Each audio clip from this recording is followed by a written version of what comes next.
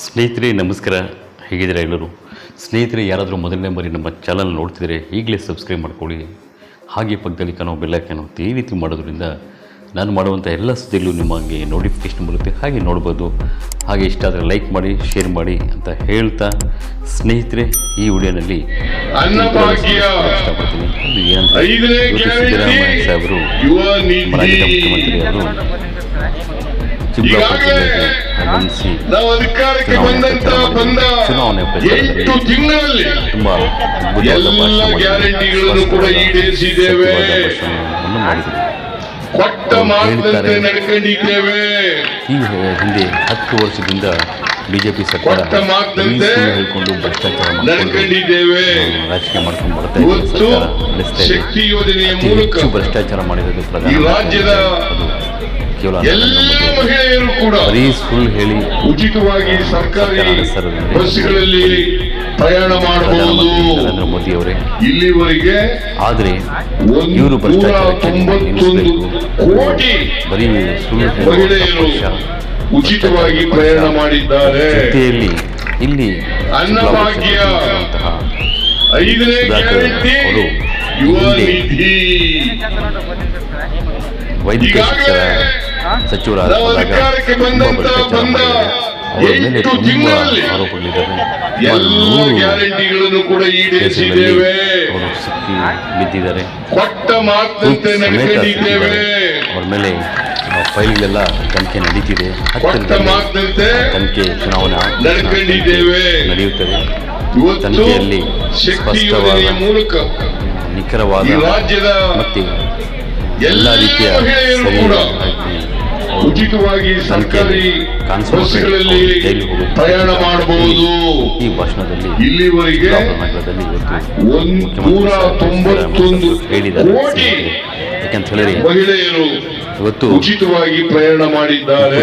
ನೀರು ಕುಡಿಲೇಬೇಕು ಅನ್ನೋ ರೀತಿಯಲ್ಲಿ ಭ್ರಷ್ಟಾಚಾರ ಮಾಡಿದ್ರು. ಜೈಲಿಗೆ ಹೋಗಲೇಬೇಕು.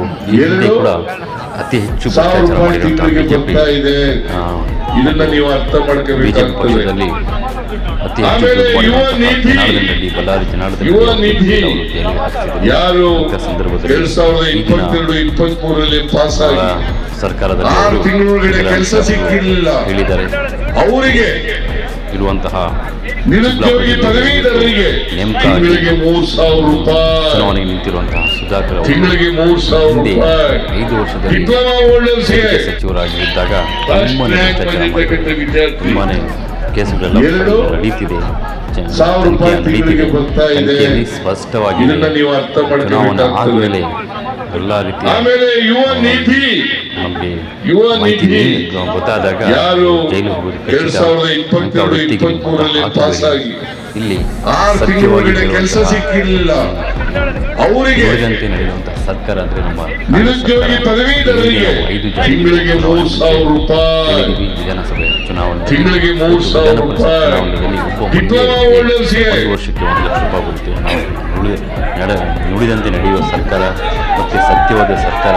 ನಿಮಗೆ ಸತ್ಯವಾಗಿರುವಂಥ ಸರ್ಕಾರ ಬೇಕಾ, ಇಲ್ಲ ಸುಳ್ಳು ಹೇಳುವಂತಹ ಸರ್ಕಾರ ಬೇಕಾ ಅಂತ ಹೇಳಿ ಜನರಿಗೆ ಪ್ರಶ್ನೆ ಕೇಳ್ತಾ ಅವರು ಮತಯಾತ್ರೆ ಮಾಡಿದರೆ. ಸ್ನೇಹಿತರೆ, ಇಲ್ಲಿ ಜನ ಕೂಡ ಯೋಚನೆ ಮಾಡಬೇಕು. ಈ ಹಿಂದೆ 10 ವರ್ಷದಿಂದ ಸರ್ಕಾರ ಆಳ್ವಿಕೆ ಮಾಡುವಂತಹ ಬಿಜೆಪಿ ಸರ್ಕಾರ ಏನು ಮಾಡಿದೆ, ಹೇಳಿದ್ದನ್ನು ಮಾಡಿದಾರ ಇರುವಂಥ ಯೋಚನೆ ಮಾಡಬೇಕು. ಮತ್ತು ಮುಖ್ಯ ಅದರ ಜೊತೆಯಲ್ಲಿ ಈಗ ರಾಜ್ಯ ಸರ್ಕಾರ ನಡೆಸಿರುವಂತಹ ಕಾಂಗ್ರೆಸ್ ಸರ್ಕಾರ ಹೇಳುವ ರೀತಿಯಲ್ಲಿ ಮಾಡಿದಾರ ಇರುವಂಥ ತಿಳ್ಕೊಂಡು ಮತ ಹಾಕಬೇಕು.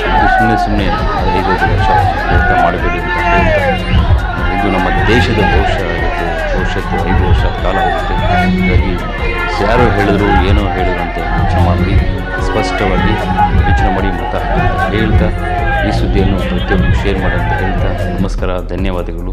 ಪ್ರತಿಯೊಬ್ಬರಿಗೂ ಮತ ಹಾಕಿಸಿ, ಮತವನ್ನು ಯಾವುದೇ ರೀತಿಯ ಕಾರಣಕ್ಕೂ ಹಣದಿಂದ ಮಾರ್ಕೋಬೇಡಿ ಅಂತ ಹೇಳ್ತಾ, ಇದು ನಮ್ಮ 5 ವರ್ಷದ ಭವಿಷ್ಯತ್ತಿರುತ್ತೆ ನಮ್ಮ ದೇಶದ. ಹಾಗಾಗಿ ಒಳ್ಳೆಯವರಿಗೆ ನಮ್ಮ ಕೈ ಕೊಡಬೇಕು. ನಮ್ಮ ದೇಶ ಆಳ್ವಿಕೆ ಮಾಡೋಕ್ಕೆ ಭ್ರಷ್ಟರು ಕೊಡಬಾರ್ದು, ಸುಳ್ಳು ಹೇಳೋರಿಗೆ ಕೊಡಬಾರ್ದು. ಅಂದರೆ ನೀವು ಯೋಚನೆ ಮಾಡಿ ಮತ ಹಾಕಿ ಅಂತ ಹೇಳ್ತಾ ನಮಸ್ಕಾರ, ಧನ್ಯವಾದಗಳು.